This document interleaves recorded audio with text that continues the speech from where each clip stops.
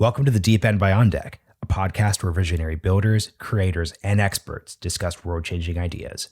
I'm your host, Marshall Kozlov. Let's dive in.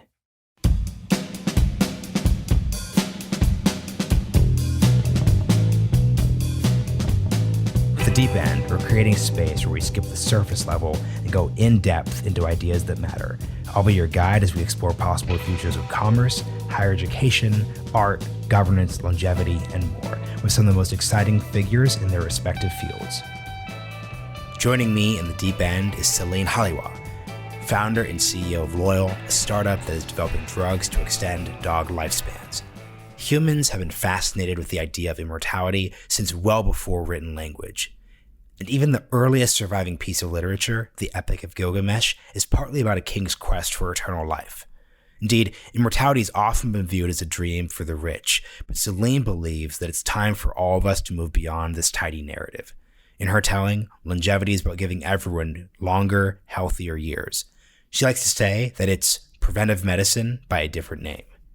Though Loyal's immediate project is longevity for dogs, Celine's long-term goal is to build the SpaceX of Aging, and to make the goal of extending human lifespan as prominent in the public mind as the prospect of interplanetary travel. The incredible potential of what Celine is doing is starting to gain more recognition. Just recently, Ashley Vance, the author of Elon Musk's biography, profiled Celine in Bloomberg. You could find the link in the show notes. Celine was in the second cohort of the On Deck Founder Fellowship and recently announced an $11 million raise, one of the largest seed rounds ever for a female solo founder. As you'll hear, Celine does things differently, which may just be necessary to take on something as monumental as life extension. If she succeeds, we'll get to spend more years with the dogs we love, and hopefully more time with the humans we love as well. The Deep End is produced by On Deck, where top talent goes to accelerate their ideas and careers. We hope that those who listen to the ideas on the show are inspired to build. To learn more about On Deck's programs, visit beondeck.com. For show notes and additional resources related to the Deep End, check out ideas.beondeck.com. All right, let's dive in.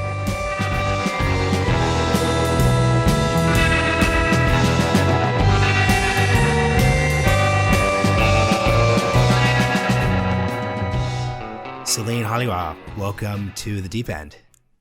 Thanks, it's great to be here. You've written that the basic thesis within the aging field is that we can increase health span and lifespan by developing medicines that specifically treat the way our bodies age. Can you just explain what you mean by that? Yeah, so the way we think about diseases today is pretty binary. So you're healthy, and then one day a doctor diagnoses you with something and then you're sick, right? And maybe there's a drug to help you and you become healthy again. But more often than not, and especially for age-related diseases, there isn't an effective treatment. So you just stay sick for the rest of your life. But that's actually completely inaccurate to how age-related diseases at least develop. Age-related diseases fundamentally develop over time. So the example I always use and my PR agency absolutely hates is that when I was, 20 in college, I could, drink all night with my friends, go party, wake up the next day, not have a hangover, not be tired, and just go to class, right? Today, if I try that, I have a hangover for 3 days, I'm in pain, can't work for the first day.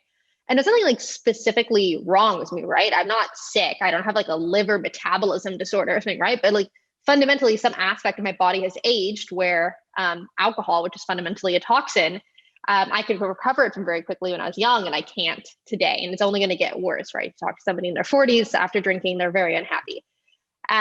And that's kind of one way to think about the aging thesis. So instead of declaring a disease as you have an acute disorder, instead trying to think about diseases as you have a deviation from optimal biological function, and you want to treat that deviation from optimal biological function to keep the person in that optimal state or within some confidence interval, the optimal state, for as long as possible.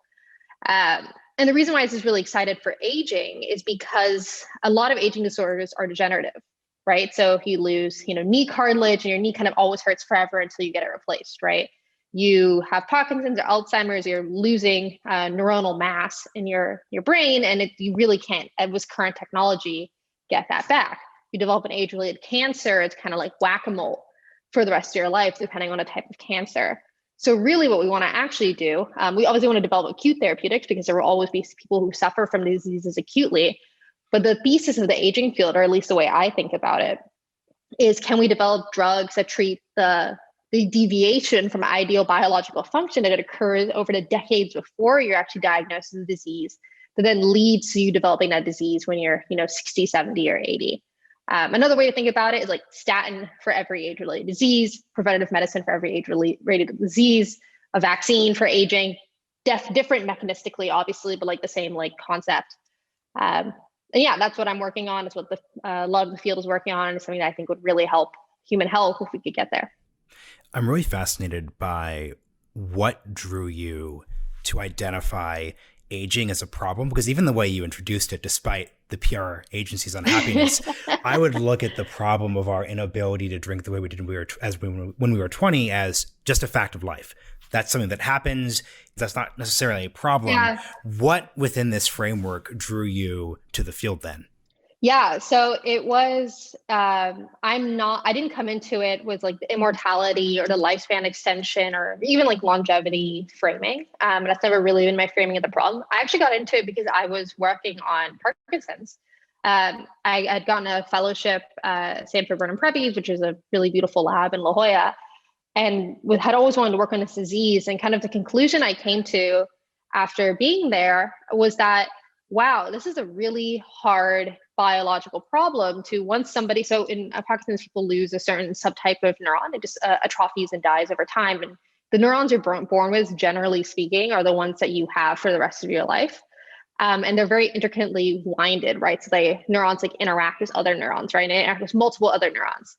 So even if you can like theoretically replace the cells that are lost, it is an incredibly difficult problem to rewire where those neurons were supposed to go, because all that wiring happens when you're a fetus, right? And so like eventually, I'm sure we will solve this problem eventually, but it's a very hard one. And I just kind of, while working there, I was like, this is super frustrating, honestly. Like, I don't even know how to like begin to tackle this problem. Why aren't we doing preventative medicine? So then I was trying to understand how you would basically have a preventative medicine for this disease. And that was how I learned about the aging thesis, honestly. And I thought it was kind of psycho for actually like for 2 years. I thought it was totally psycho, mostly because all I ever had heard from the aging field was that we're going to have people live to 1,000 and, like all the social consequences of having rich people live to 150 and poor people living to 60 and like all this BS that like I later learned is like cart way before the horse. Also just like kind of inflammatory people. And was it actually what the scientists were actually working on, which was fundamentally preventive medicine by a different name. So yeah, it just made more sense. What's really interesting, and we'll get into a bit of how the framing on immortality has been counterproductive, but as I'm just thinking about this, it seems like from a funding and an interest perspective, though, the immortality aspect or objective is kind of like clickbait, and that definitely interests people. So how do you think about the counterproductive nature of it, to your point, the BSE part, but also, hey, like that's what gets things on Time Magazine. That's how I was first introduced to this topic, over a decade ago. How do you think about that? Yeah, so I think there was, to be clear, like I have a lot of respect for the people who like promoted those narratives, because without them, I don't think I never would have heard of aging, and aging would have never like made it to the forefront. So I totally agree. Like to kind of blow past the noise, you have to be the loudest in the room sometimes. I think the thing is now it's time to transition. Like it has blown past the noise. Like we have $1 billion like aging conglomerate funded by Google. Like aging is mainstream enough. The next step, in my opinion, and like how I think about this problem at Loyal, is strategic conservatism, right? Like how do we make aging look like anything else so we can actually get a damn drug approved and actually start helping patients, and also start learning things that you can only learn when you're doing this work in people. Like we always will need basic science research, and there's a huge amounts of value there, but we've been stuck in like basic science forever in aging. And we really need to get into translational aging. And to get into translational aging is a totally different ballgame. That is regulation. That is like clinical ops. That's big pharma. And these guys are conservative. And even if they're interested in the problem, they honestly don't want the PR risk, right? So it's really like you just have to, like, I think there's sometimes like the straight path isn't always the most efficient and effective path to getting what you wanted. And actually like going backwards and like framing it in the context of preventative medicine and statins, things that people already understand, I think is actually the way to go further, faster, and more effectively. And I just want to actually define this because it's really helpful within this immortality versus aging construct. What actually is your objective within the field? So it's not humans live to 1,000 years, though in a variety of ways that could be ideal. What is it? So do you want me to be able to live to 100 without degenerative diseases, without Parkinson's? Can you just define for the audience what your ideal world looks like then? Yeah, well, so I guess first there's an interesting problem here, right? Which like kind of goes into semantics, which is like, what do you define as lifespan extension? Because like theoretically, if you developed a cure for Parkinson's, a cure for cancer, a cure for, let's say, like stroke, and what are the other leading causes of death? Something like respiratory tract infection is a big one, actually. If you develop a cure for all of those, the average life expectancy in the US would go up significantly. But that wouldn't necessarily be an aging drug, right? But that is lifespan extension. So the semantics here get a little bit confusing, but the TLDR of what I'm trying to do is I want to develop drugs that slow, delay the aging process over time. So you basically drag out the middle healthy years of a human's lifespan, and then delay or dampen the onset of age-related diseases that would occur in that patient otherwise over time. The ideal obviously would be like a compression mortality. So people live, I don't know, 10 to 20%, don't hold me to this number, like longer, and then they decline faster and die quicker. And not basically what you don't want to have is like 20 years where the person's in a nursing home, having a terrible quality of life, costing insane amounts of money to their family. And, just like, you don't want that. Like, that's what you're trying to condense and delay as much as possible. And that's my aim. The first thing that came to mind when you're describing all this is Dr. Zeke Emanuel, who is actually my neighbor back in DC, so the world is very small. He's the brother of President Obama's chief of staff. Then mayor of Chicago. He wrote this article back in 2014 at The Atlantic, which said like why I want to live to only be 75 years old, citing a lot of the as a doctor, citing a lot of the reasons you just described, which is after 75, you have all these degenerative diseases, you have this experience. How would you really define the post 75 experience for a lot of even upper middle class folks? So this isn't just a pure question of poverty and medical disparity. No, I mean, these diseases impact everybody. I think honestly, the reason why we have a lot of high net worth interest in aging drugs is like they realize that being a billionaire does not prevent you from getting and dying from, Parkinson's or Alzheimer's. There's nothing anybody can do for you. And that's actually like a very scary premise in general, that there's things that can happen to you that nobody can help you if they happen to you. Or at least that scares me a lot. It feels like a lack of free will. But yeah, no, I mean, it depends on the age and the genetics and the experiences and the environment of individuals. But on average, I think the reason why people fear the elderly years is because you kind of lose yourself. Like cognition is something I'm very interested in general. We're going to look at developing a cognition drug at Loyal.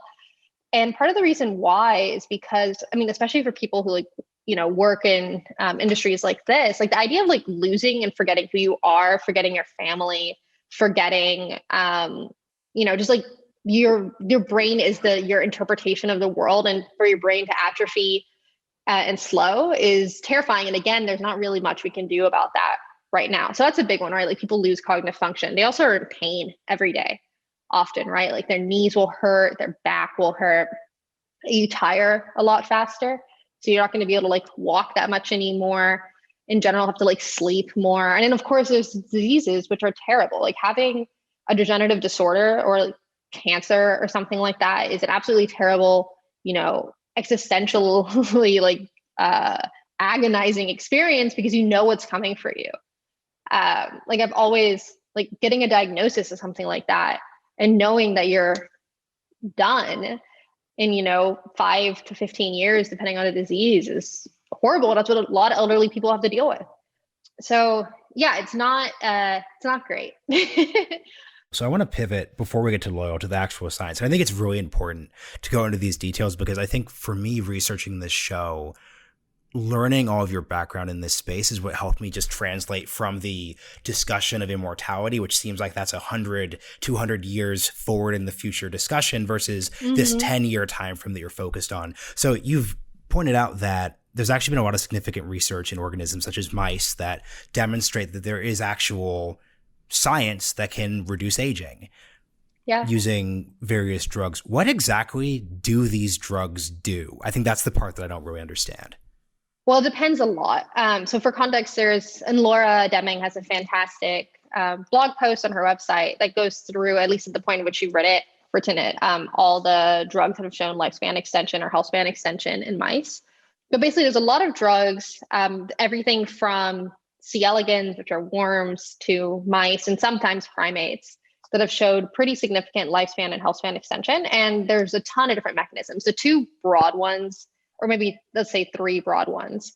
One is damage mediated aging. So as you get older, over time, you just have damage from your cells replicating. So like DNA damage would be a canonical one, UV external damage, smoking damage.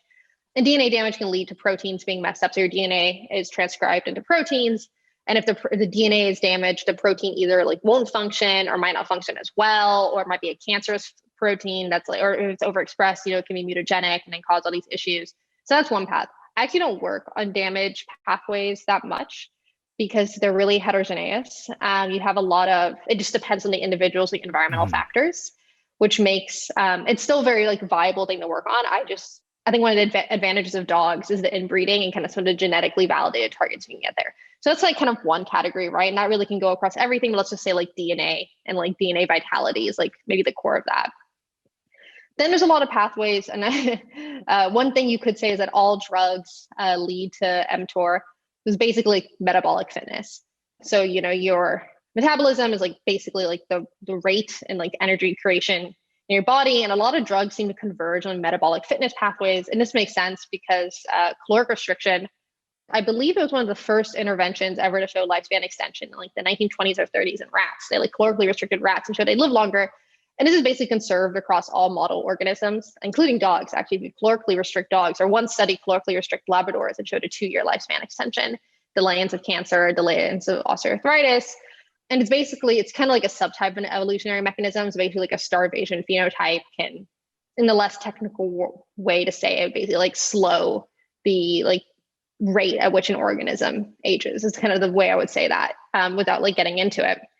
And then the third is of which metabolic fitness is a subtype of, is just evolutionary mechanisms of aging. So there's this concept called antagonistic pleiotropy. So as I'm sure you know, evolution actually really only holds its hand from birth to your progeny surviving, basically, right? Because the goal of evolution is to have, the fittest species, fittest individual that, their genetic information keeps on going over time. Right. So it's really optimizing for things that allow that individual to be born, to survive, to have progeny, and that progeny to replicate. And what that means is it's not really tuned. And there's a couple of like caveats here. So please, somebody don't like nuance, kill me here. But generally speaking, it's not tuned for what happens to this organism after it's had progeny.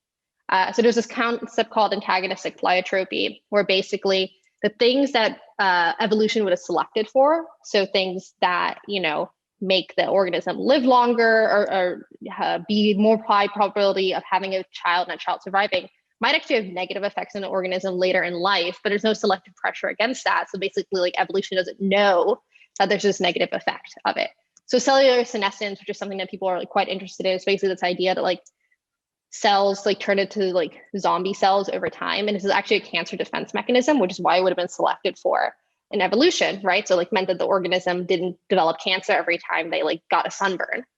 But when the organism is older, these cells actually build up and have shown in some studies to have a pro-aging phenotype. So basically the increased amount of senescent cells in a body is strongly correlated with increased aging. If you get rid of them, the organism lives longer and looks younger, et cetera, right? So those are really interesting ones because those tend to be conserved. So there's a lot of like mechanisms like that you see from worms to humans.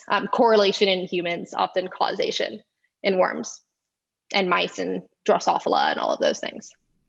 So what's interesting then is it seems like the focus then, and probably the hampering here, because you've pointed out this has been pretty clear for over a decade, is translating these innovations, this research, these developments onto the human side. And there's actually been some very specific barriers that you outlined in your piece, which we'll link to in the show notes, of course. Regulatory, societal, structural, cultural. It would be great if you could actually go through each of those categories, because that's the regulatory one seems pretty obvious to me, but let's just start there. What have been the regulatory factors that have hampered translating that advice? Because as I'm thinking about this, and we'll get into this a bit later when we're talking about business and funding models, this is the biggest problem there is: death. If you think about it, right, the total addressable market is 7.8 billion people. Everyone experiences this. There's a deep societal, cultural fear around this topic. Why is there a regulatory barrier when it comes to addressing this thing? Let's get into reg. I first want to explain the tool by which you can do anything in a human. So a lot of these studies, the way they work is they'll take a model organism, they'll modify it genetically to like knock in a protein, knock out a protein, you know, mess with a pathway, whatever it is. So a lot like the longevity mice are this way, right?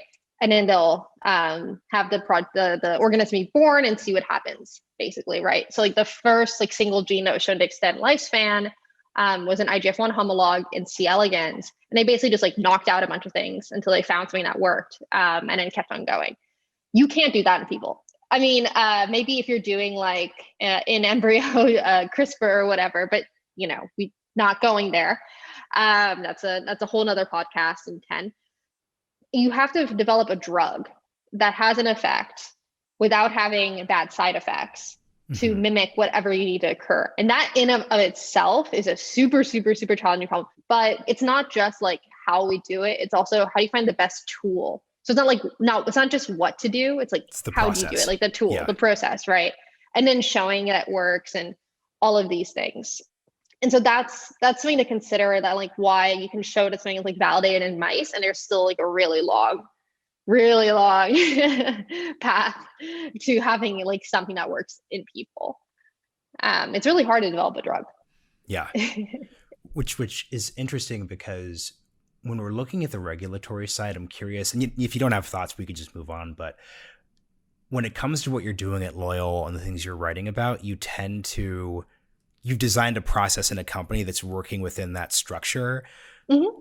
Looking at that structure, though, do you have any critiques or suggestions around that structure that would make it actually more effective? Because so separating yourself from your, founder perspective, I'm just curious looking at the system.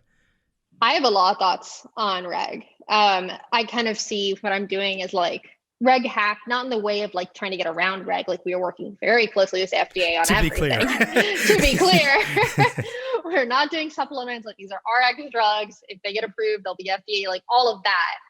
But it's a reg hack insofar that it fits into the current structure in a way that like a lifespan extension drug for humans, like may or may not, depending on who you ask, but like it's kind of challenging.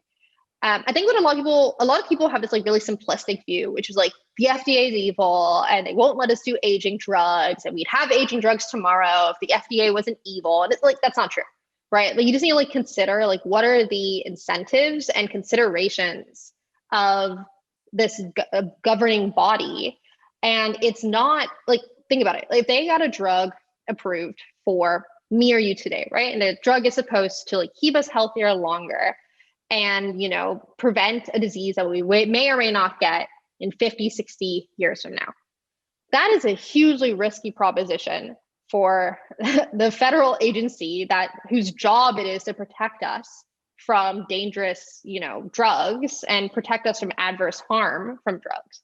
Because the safety profile on that drug would have to be so high. Like an adverse event that killed or maimed a healthy individual who had no disease, then you'll never develop that disease because you're dead from this drug and the drug hurt you, right?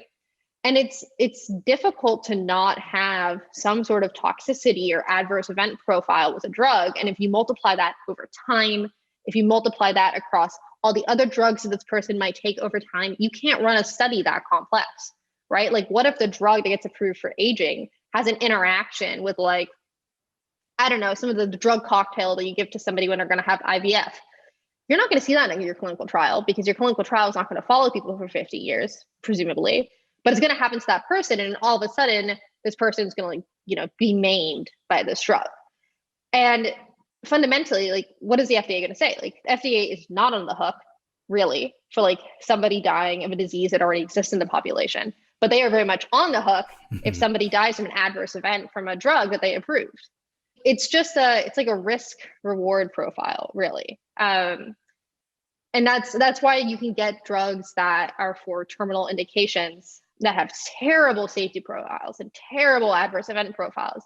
You can get them approved, like, if they're somewhat efficacious, like, relatively easily, because then like the risk reward profile is very obvious, right? Yeah. It's, yeah, okay, this person is definitely going to die in 6 months from ovarian cancer. So yeah, we'll take them losing their hair. We'll take them, puking every day. We'll take them, all these things to give them another 6 months. And the patient's okay with that too. But like, clearly that tolerance for adverse events goes down very sharply.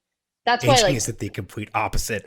And at some point in the next 50 to 75 years, Marshall Kozlov will die isn't quite at the same end as 6 months, obviously. It's basically, that's why I was using the vaccine metaphor earlier, because like mechanistically it's not that, right? But from a safety standpoint, it is that. I mean, look, like, people are freaking out because, like, I don't know, less than a few hundred people had blood clot, like this very rare like blood clot side effect from the AstraZeneca vaccine, and barely anybody is taking it in Europe now, especially younger people. And this is for an acute infectious disease that is still killing thousands and thousands of people per day, right? And we don't have that acute pressure for aging. So that's really something to think about. My other like controversial opinion is that the FDA should be way better funded than it is right now. You should be able to have like way more interactions than you can. Like, they're just like, they're resource constrained, they're bandwidth constrained. And it's like ridiculous to me that we would let literally anything but like science, drug dev get in the way of having a treatment for a disease if something like is like potentially efficacious. But it's not their fault, right? Like, they just aren't well funded. Like, the FDA has to like give you fees to pharma companies because they don't have enough federal government funding.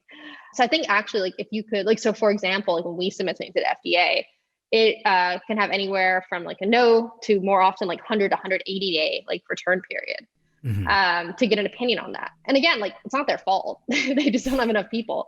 But like, imagine if you like 4x the number of staffers, right? Like, if you cut that, like 50% of our timeline is just like wait periods. And it just seems like the relative amount of benefit to money, like it just doesn't make sense to me. I think it gets like caught up in political things because people see funding the FDA as like strengthening the federal government, when actually I think it would really support industry a lot more if you better funded the FDA.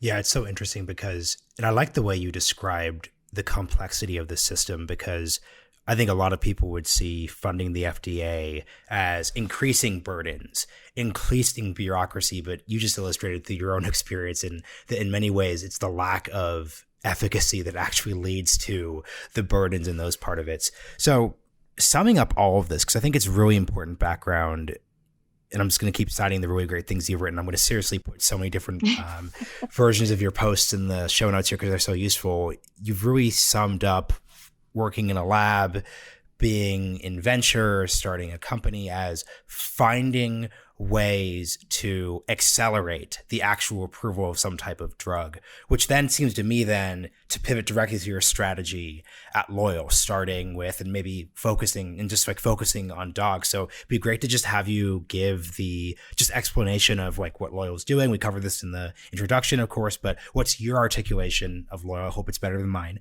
And the strategy and how it connects to everything we've just been discussing. Yeah, so Loyal's developing drugs to extend dog lifespan and health span. We are very explicitly developing drugs for this. And the goal is to get the first ever drug approved for lifespan extension. And we'll help dogs, which is fantastic, especially help very large breed dogs, which have much shorter lifespans. A lot of people love Great Danes, Bernese Mountain Dogs. Two German Shepherds in my family, so I very much know this. Yeah, and it's terrible. When I was like first researching the company, I was reading. I come from a animal family, but I didn't come from the pet world. I come from the biotech side, and so I was like, okay, this is like actually a market. And you'll see these huge forums of people who are talking about how much they love Great Danes and they love the breed, but they can't, get another one because it broke their heart the last time the dog. It's not like the dog just dies at 8, right? Like the dog is becoming aged at like 5 or 6, and then passes away very, very early.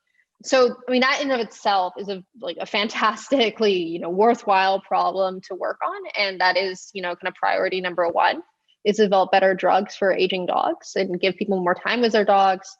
But then after that, the idea is to basically, I always say this and I feel like people roll their eyes, but it's the best metaphor I've come up with. Like, I really want to build the SpaceX of aging. And there's kind of two reasons I use that metaphor. One is that SpaceX has done a fantastic job of getting the average American or average individual excited about space again. And like, what a fantastic thing to have people excited about, right? And I want to do that for aging, like, or drug development, really. Like, we kind of sort of are maybe getting closer with Moderna and the vaccine and whatnot. But I think most people hate pharma, hate drug development. They tie it directly to the insane price they have to pay for health insurance. And it's generally just seen like a miserable thing. Like, people don't dream of working in pharma, right? They and I really want to change that, because there are evil pharmas out there.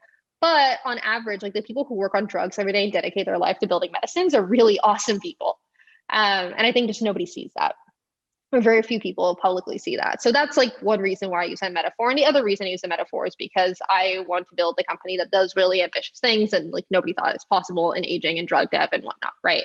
I don't know. I also don't like look like a normal biotech founder. So I also have to have that like antagonistic metaphor for it to make sense.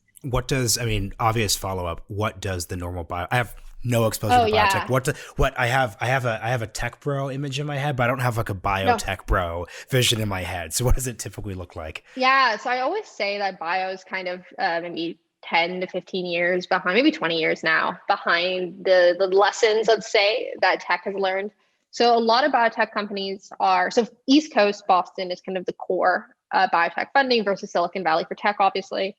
And it's often incubator models. So you'll have these funds that have these like, I don't know, tens to hundreds of like various levels of associates and scientists and ex-PhDs and whatever to like work on ideas. And there's like this triaging of ideas and sparring of ideas, and they'll internally incubate these companies, spin them out, load them up with like $25 to $100 million to start, usually have an installed CEO that's usually like in network, and then run to the races. Sometimes they become their own like freestanding companies. More often they're like build to buy plays. And this is like fantastically profitable, by the way, to do this. Explain the build to buy play as a model. Oh, yeah. Yeah. So basically, I have a really nice visualization of this somewhere. I don't know if I've shared it publicly. Pharma, so just definition, biotech is like an early stage company that's developing a drug. They're almost always in like preclinical, so before in people, or clinical, which is like clinical trial status was their drug. And then pharma is basically like freestanding, established pharmaceutical companies. So like Pfizer's one, Moderna, I think it's like now been crowned one, Genentech, they got acquired, but you know what I mean? Like freestanding companies that have drugs that make revenue, which is actually very rare. Most biotech companies don't ever make revenue in their life. And so the build to buy play is basically a lot of what these big pharmas have done is kill whole swaths of their R&D teams, their early stage drug development, and instead built a really extremely good competency in running later stage clinical trials. So clinical trials, you want to show safety and efficacy, show safety first and efficacy last. And it often takes like literally hundreds of millions of dollars to run some of these studies to show that a drug works, then get the drug approved, and then you commercialize it, right? So the pharmas are really good at this. And then what they'll do is they'll buy assets or companies from the biotechs who usually can bring something from an idea, maybe it was spun out of a lab or whatever, to like preclinical studies, which are showing like making a drug, making a tool, showing that it's like safe, showing that it's like some reason to believe it would work in mice or whatever. Maybe they'll bring it to like a phase 1 or like phase 2 studies to show phase 1 is safety, phase 2 is preliminary efficacy, so show some early efficacy, and then it'll get bought by the pharma company. The pharma company will continue to develop it. And there's usually like we don't need to go into biobucks, but basically the way the deals are structured, it's not like a flat acquisition usually for like X amount of money. Usually it's like, if the drug continues to make it, you get more, the biotech company gets more and more money. Interesting. So these exits are like smaller often than you like see in tech, but they're also sooner, and you don't have to get like really anywhere near actually making revenue to make these exits. So this is like a really profitable model. And the other big thing with the East Coast biotechs is they own huge swaths of the company. So it just makes a ton of sense for them. The reason why I don't look like them is because, again, these are usually like experienced former execs at like pharma or biotechs who have done this, multiple times, who build a team, get it over the line. It's kind of like the same, I don't know, X hundred people. You very, very, very rarely see a mid-20s female solo founder funded by tech VCs trying to build a drug. It's just like not a thing you see that often. And like transparently, like, I don't even bother to pitch the East Coast guys because I don't think they would fund me, because the terms would be different. It wouldn't be as founder friendly. And I'd be worried about being replaced if it did work, versus the tech guys who like are very founder friendly and like believe in like the cult of the founder or whatever. So what was unique about you then? I mean, that's the obvious question then. Well, I think a lot more people could do this. Like, the reason why I write is because it's so goddamn hard to find this information. There's like two good blogs. So lifesivevc.com, it's like a fantastic one. And there's a couple others that write about building in biotech, but there's not this culture like there's in tech. Like, I think I am too like junior to tech to like say this definitively, but just from the outside, it seems like PG and YC really kind of built this culture of sharing and giving back and writing and talking about what you're doing and helping the younger generation and da-da-da. You don't really have that, or at least I haven't seen it in biotech as much.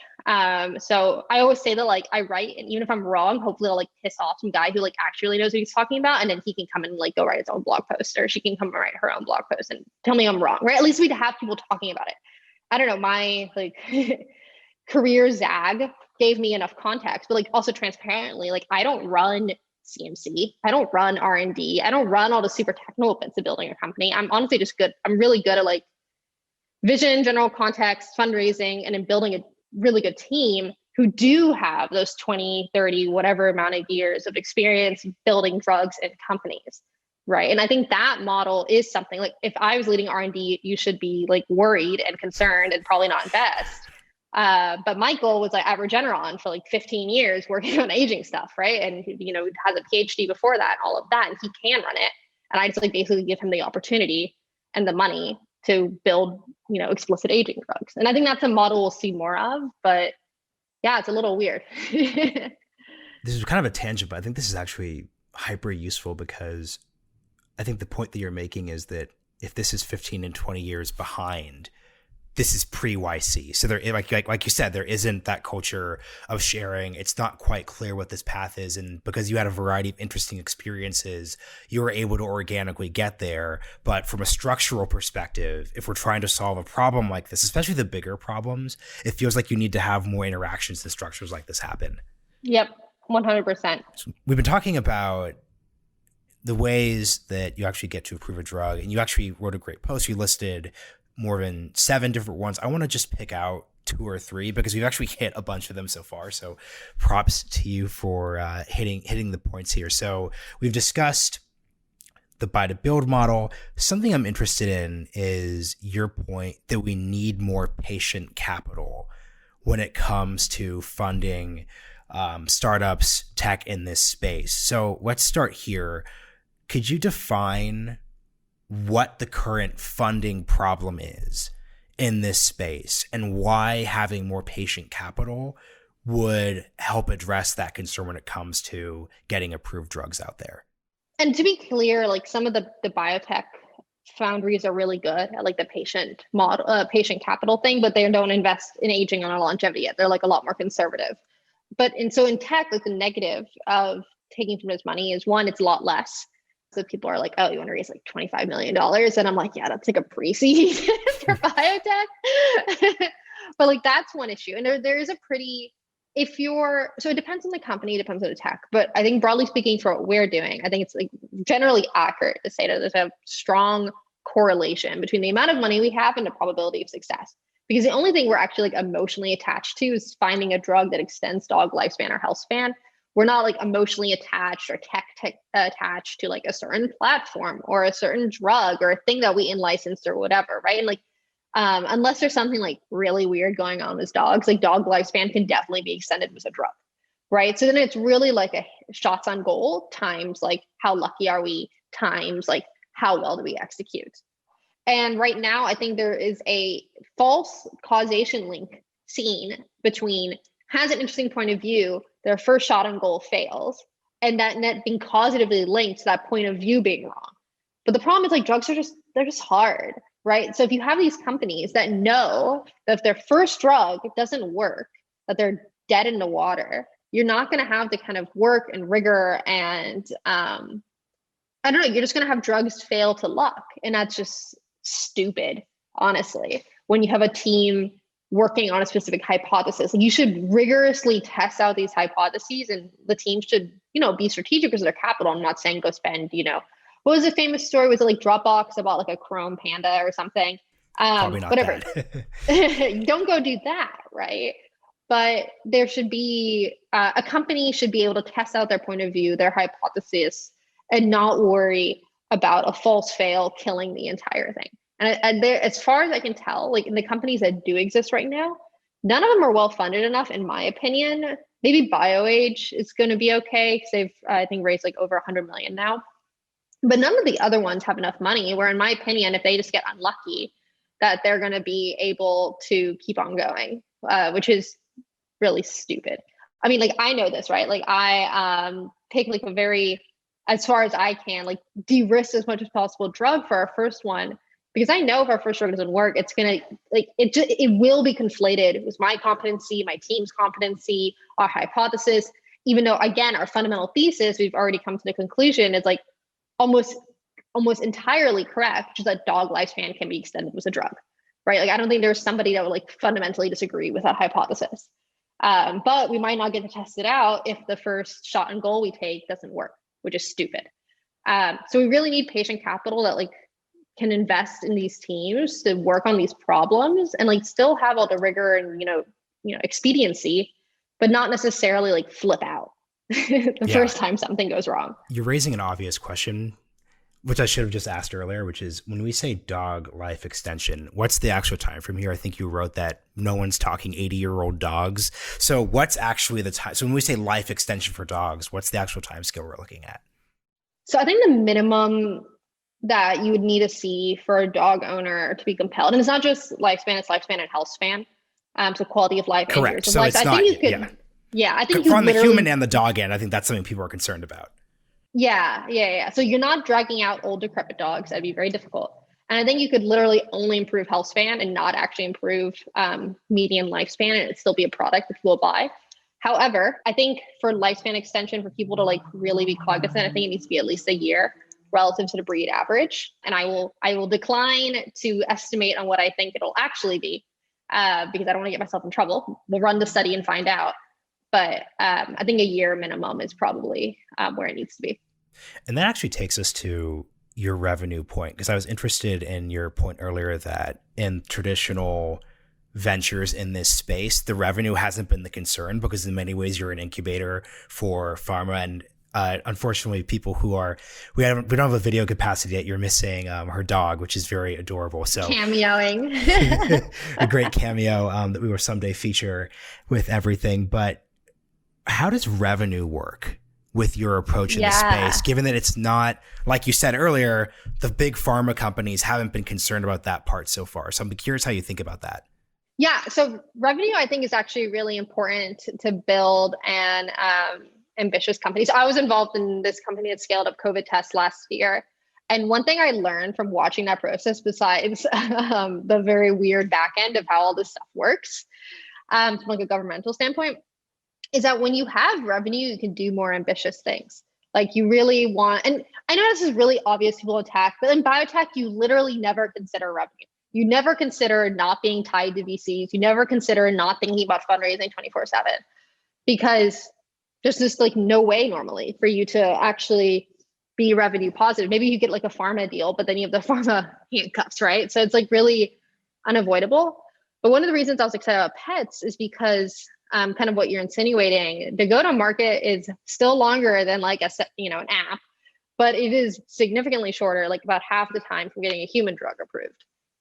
So that means like it's pretty reasonable that by, I don't know, it depends when we fundraise. Let's say like Series B stage, that we can start having revenue. And having revenue would mean we can invest it back, but B, that I can start being even more audacious and ridiculous about like actually building, my SpaceX for aging vision. Yeah, and the reason why this is possible in animal health, besides being sooner and not human, or it's much more difficult in human, is because in human you don't actually really sell to patients. You sell to insurance and Medicare and Medicaid and PBMs and hospital systems and doctors, and all of these like middlemen play and like take chunks, and there's distributors and like all these things. You don't really have that in animal pharma. You have vets, and maybe like the hospital system they're in, and then you can like optionally use distributors, and then you have the dog owner, right? Yeah. And that's really it. So you can build, I mean, it's still gonna be like damn hard, and I like get anxiety whenever I think about the fact that I have to build a sales team in 2 years, probably, hopefully. But you can actually, as a company, build out that competency and it not be a terrible experience like it would be if you were trying to do that for a human drug. So we are nearing our last section here, and I'm going to take a quick detour that I promise everyone from you as the guest to the audience will actually take us somewhere. The final step when it came to your how do we get to this 10-year point with the drug is you point out we need to be very interdisciplinary. And a lot of folks, actually I'd say 99.9% of the audience who's listening to this episode is not directly in your space. So I do think though the part of it has just like impressed me so much as an interviewer, doing my prep and talking with you is just that you're able to pull in all these different things together. So I want to talk about a side topic that you've written about that reflects an understanding of complexity and all these other bigger things, and maybe inspire someone who wants to pick up the torch. So you wrote this really interesting piece on the healthcare system. It had a this isn't clickbait, but it was just a really interesting title, so I clicked on it. It was, "Can corporations bring socialized healthcare to the US?" And the reason why I think this relates to basically everything we're talking about is this idea that everything we're talking about, from clinical trials to the nature of the FDA to East Coast biotech pharma versus West Coast venture, it's all so tied together. So I would just love to hear a little bit about how you think of the structure of the healthcare system in the US, because that is basically the entire focus of this. I think that's the underlying part of this entire conversation, the way people are treated, the way people feel, whether they feel they have access to things. So I think the thing that was so interesting here is your idea was basically, can we use software to optimize the distribution of employee health benefits? And we don't need to like get too far into the actual company itself, but I love how you basically summed up two of the takeaways that you had, were that like the US healthcare system is incredibly complex. There's always like huge problems with it. And you at a certain point underestimated that complexity and the actual amount of capital and experience necessary. And every single time throughout this conversation, capitals come up, experiences come up.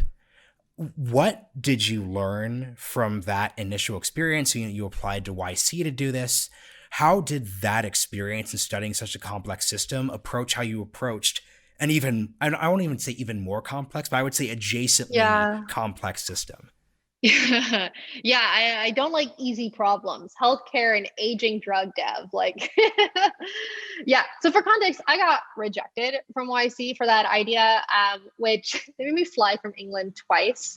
So Michael Siebel, I will not forget that you made me do that, but no, it was good You that missed they. You were in the last stage of pre-Zoom social interaction. Oh God, it was, yeah, that's right. That would have been the batch I got interrupted halfway through. It was COVID. Oh man, those were long flights. They do not buy you business class flights. Anyhow, sorry, I'm very glad I got rejected. Anyhow, because then I got to do this. One thing I did learn from that experience that isn't directly what you're asking, but I think is really relevant, is like, what are you uniquely good at building that you like have a unique insider reason why you would be a world-class founder, 99th percentile founder in building this. So healthcare, I clearly was not a 99th% founder in building this because I didn't have any background in it. It was kind of just a random idea.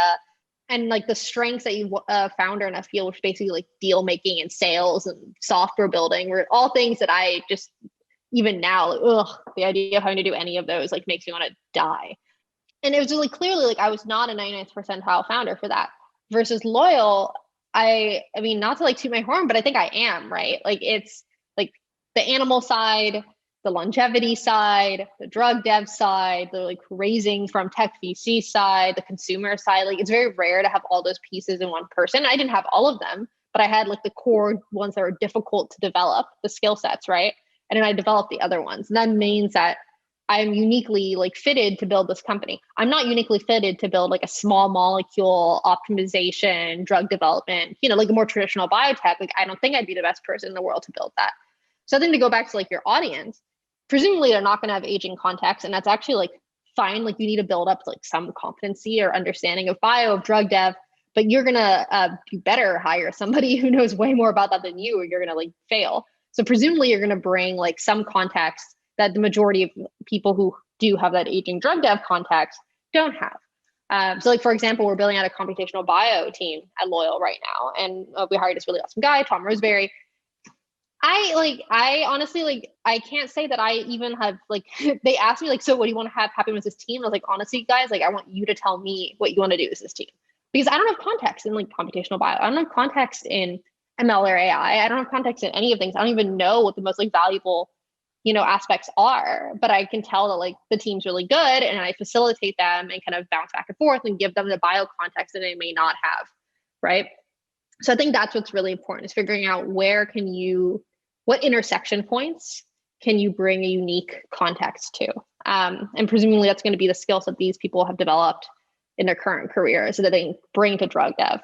A lot of bio people are really narrow because the training required is really intense.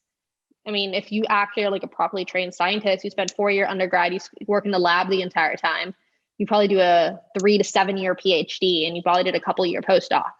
But maybe you develop like some other skill sets on the side, but it's really like traditionally trained biologists, it's quite narrow. And it's usually in like one aspect of biology, which I think just makes, that's why there's a lot of interesting opportunity for these kind of collaborations to occur. That's incredibly helpful. So big picture, nearing last question here is basically, to your point, you didn't have quite the skill set for niche healthcare space, but when it came to addressing something big and aggressive like this, you had those skill sets. How would you advise people go about developing those skill sets? Because I think the part that got people so excited, at least me personally, I was really inspired by Mark Andreessen's Time to Build essay last year. So It was Time to Build a podcast. So not quite the same scale. Mostly kidding there. But your voice is so good. Thank you. But basically, there's so many people that I feel as if they see problems, like they see aging, they see something maybe in the healthcare system, maybe there is someone who has that background. How do you advise people go about developing that skill set? Honestly, like this is weird. I don't know how reassuring of an answer of it is, but it's just like a ton of work. Like you just have to dig really deep. Like I spent a year and a half, like the fundamental biology behind our first drug, I like literally wrote like an 80-page memo on it. And I read every paper there was to, this is for bio, right? But like I just read everything. Very few people actually go very deep on very many things. They like read a few blog posts or whatever. Like if you can go insanely deep, if you can like talk to the people who've worked on the problem, talking to people who wrote the papers that you're reading or wrote the blog posts that you're reading or whatever it is, and just do that on a problem, you'll find something eventually, right? And it indubitably will not be what you like intended to find. Like I did not start this process. I didn't think I was going to start a company. I actually didn't want to leave biotech venture. Probably not even dogs either. Company, dogs, everything. I was embarrassed to say dog longevity for a very long time because it was such a like weird concept. Interesting. I'm guessing this is before the Bloomberg piece. When did that transition to no longer embarrassing? I think probably, so for context, like I started talking about the idea probably in like June of 2019. We got a term sheet, and then I was like, got a term sheet in October 2019, still felt uncomfortable all of that time saying dog longevity. January 2020, I started running and building a team, still felt uncomfortable. I probably like felt okay like March 2020. Like I didn't feel weird March 2020. By the way, I think that's like the biggest anti-pattern I have that like I try to reassure people, because I think a lot of people have this. It is totally chill if you're not 100% sure if you want to build a company. Like I was honestly not 100% sure until I got the term sheet. And then I was like, well, I guess I'm doing this. And it wasn't because I wasn't like committed. It was just because I was committed to the problem. I wasn't necessarily committed to the tool by which I tackled the problem. And if I thought there was a better tool to tackle the problem, I probably would have worked on that instead. That's why I wanted to stay in venture, because for a long time, I thought that was the best tool. But again, I was not uniquely good at that because there was like certain skill sets around venture that like I just didn't really have. So that's okay. Like, I think it's actually like a positive signal if like you're super mission motivated by whatever the problem is and not attached to like becoming a founder. I think that's like usually becoming attached to being a founder is like a negative thing. I like your self-awareness on like what you bring to the table and what you don't bring to the table. And I'm realizing there's a version of you that maybe thought, hey, maybe I need a co-founder who is a biotech exec. This, and that. How did you think about the process of supplementing yourself, not supplementing yourself? You're a solo founder, correct? Mm-hmm. So how do you think about that? Especially given the space, because what I think is so fascinating is as you said, in your space specifically, I think there would be a very easy articulation for why you needed someone of your aggressive vision to be supplemented with a pharma exec or some PhD who spent 30 years in a research lab. Like, how do you think about that? Yeah, I think there's two things, right? So there's skill set and personality. So I definitely lack a lot of the skill sets to like actually execute, or I have, 20% depth on them, right? Like I can talk candidly about like CMC and product development. I can't like physically design the product and make a decision on like, excipient A or excipient B and then like this analytic method. Like that's, decades of experience that's required, right? So I think that A was like just being cognizant of that, and then having a superpower, which was like hiring and, convincing people to be excited about this.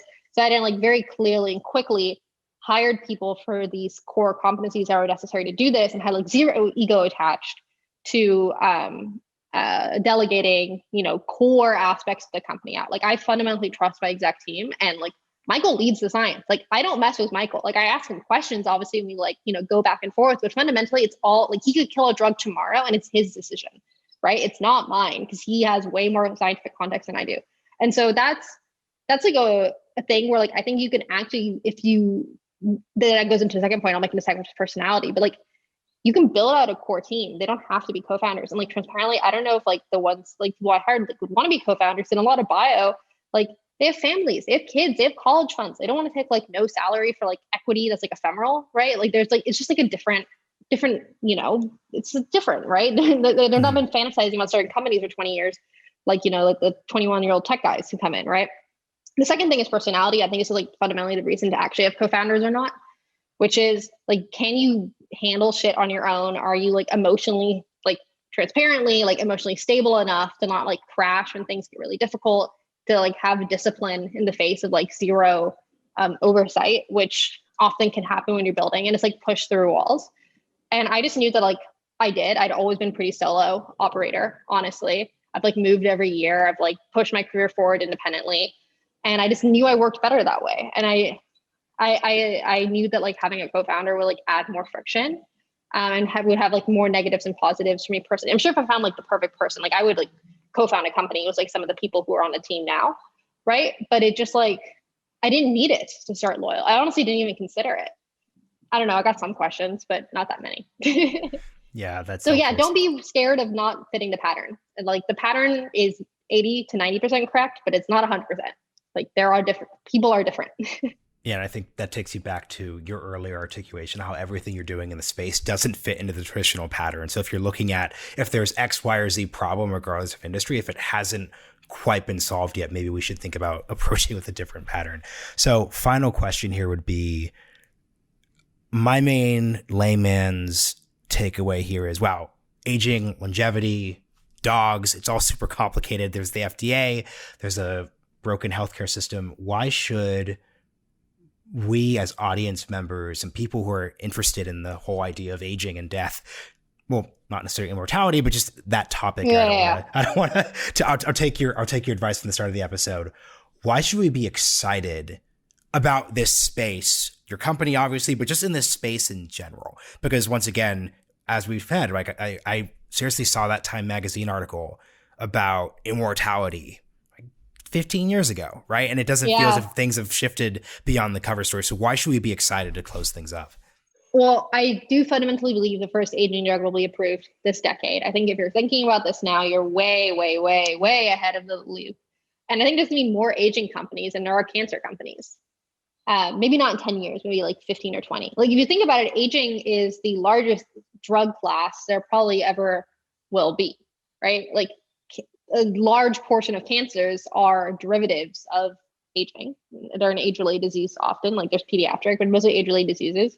Neurodegenerative disorders are almost entirely caused by aging. Like I think aging is going to be You tend to get like trends in pharma. I think aging is going to be one of the big ones. And the reason why I think you can build a pharma here is because I think just like how Moderna's kind of cracked through is definitely like a pharma now via like its mRNA platform, and it's a couple others that are managing this also. Like I think aging is going to be the next thing that does that.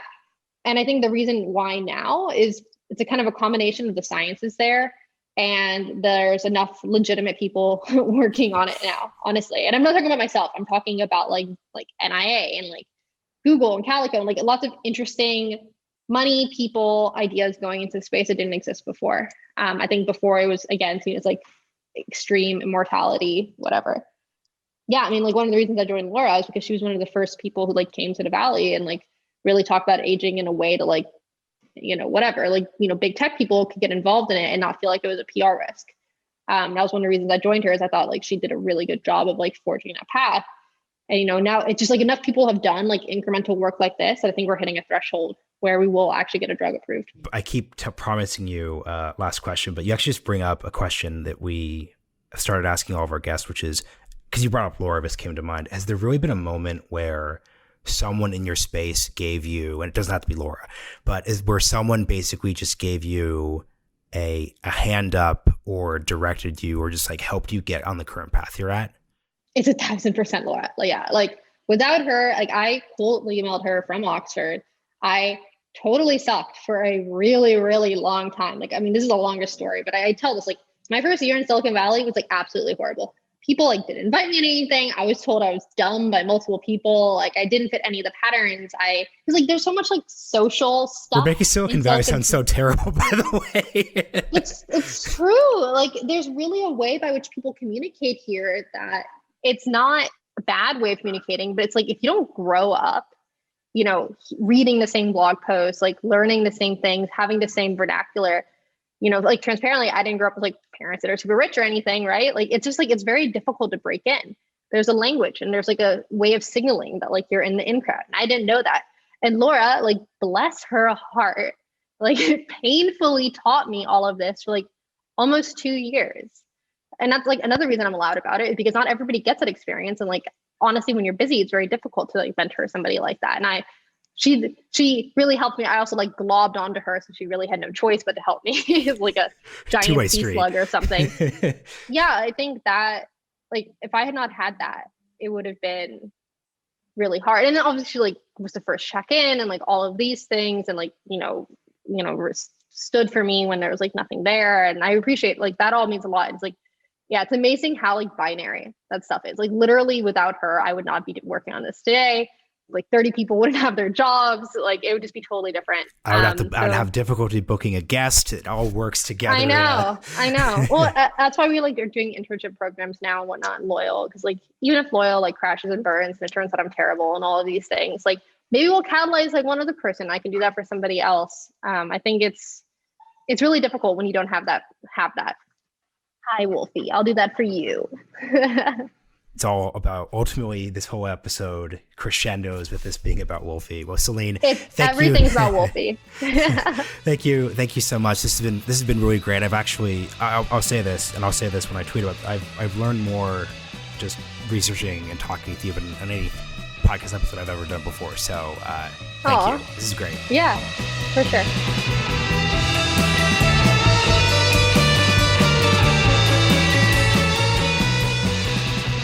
Thanks for joining us in the deep end. If you enjoyed your stay, give us a review on Apple Podcasts and share this episode with your friends and colleagues to help grow the show with us. We've also got show notes and more episodes available at ideas.beyonddeck.com. See you next time.